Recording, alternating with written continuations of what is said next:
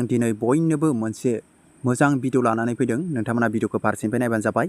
भिडिअआ मानि सायाव जागोन नोंथांमोना थाम्बनेल एबा टाइटेलाव नायनानै एसेब्लाबो हमनो हाखादों जानो हागौ दिनैनि भिडिअआ मानि सायाव जागोन। आं माइक फन लायाखै दै, बेनिखायनो आंनि भइसखौ मोजां खोनायाखै। अब्लाबो नोंथांमोना बुजिनो हागोन आंनि नैबे भिडिअनि गेजेरजों आरो नोंथांमोना खालामनानै लानो हागोन।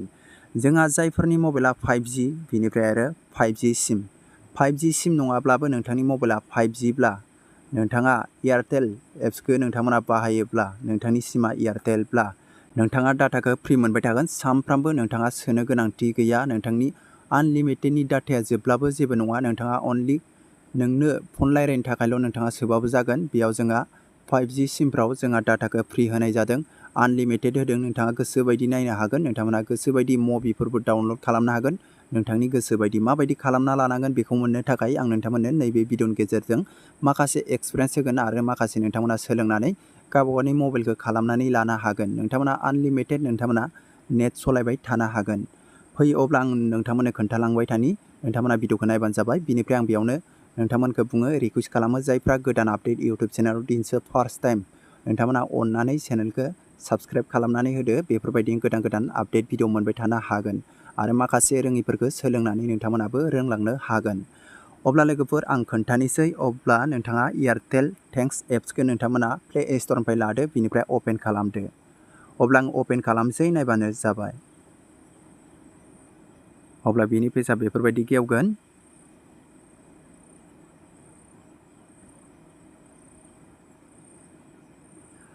अब्ला बेफोरबायदि गेवगोन, नायबानो जाबाय। बेयाव नोंथांमोना इन्टुआव थुदो। बिनिफ्राय नायबानो जाबाय। आंनिया बेयाव दङ 5G आनलिमिटेड डाटा। आंनिया नेट पेक गैयाबाबो बेयाव जोंहा 5G सिमनिफ्रायनो जोंहा आनलिमिटेड डाटाया फैयो। सिमा 5G नङाब्लाबो नोंथांनिया बे मबाइला 5G जाबानो जागोन। बिनिफ्राय बबेयाव मोनगोन आं नोंथांमोननो खोन्थानि, बेखौ बोखोबानो जाबाय, स्क्रल डाउन खालामबानो जाबाय।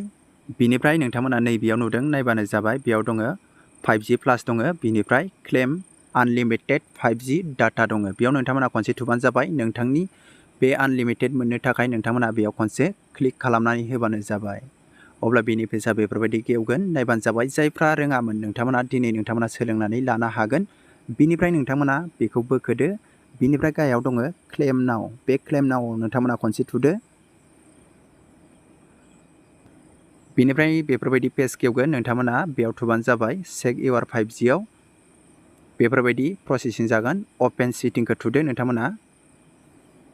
अब्ला बेयाव लकेसन सार्भिस ओंखारगोन। नोंथांमोनाव ओंखाराब्लाबो जेबो नङा। बिनिफ्राय बेक फैदो, बेफोरबायदि जागोन। लकेसनखौ होनांगौ दै। बिनिफ्राय चेकिं जागोन। बेयाव दङ 5G हेन्डसेट, 5G सफ्टवेयार बेफोरबायदि ओंखारगोन।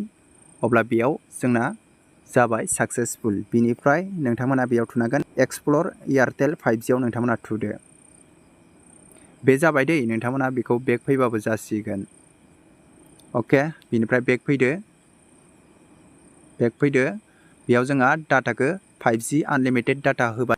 जायफोरनि जायगायाव 5G टावार नाङो बैफोर जायगायावसो बेयो सोलिगोन। बिनिफ्राय जायफोरनि जायगायाव 5G टावार नाङा बे जायगायाव सोलिनाय नङा दै। नोंथांनि जायगायाव 5G टावार नाङोब्ला नोंथाङा गोसोबायदि आनलिमिटेड नायनो हागोन। नेट पेक सोनो गोनांथि गैया। जोङो बेफोरबायदिनो बाहायो। जोङो भिडिअ डाउनलड खालामब्लाबो जोंनिफ्राय नेट पेकआ जोबनो थाङा। आं नोंथांमोननो बेखौनो खोन्थाबाय। जायफ्रा रोङामोन नोंथांमोना बेफोरबायदि खालामनानै लाबानो जाबाय। नोंथांमोना एयारटेल थेंक्स एप्सखौ नोंथांमोना प्ले स्टरनिफ्राय लादो। बिनिफ्राय नोंथांमोना बेयावनो गासैबो प्रसेसखौ खालामनानै लाबानो जाबाय।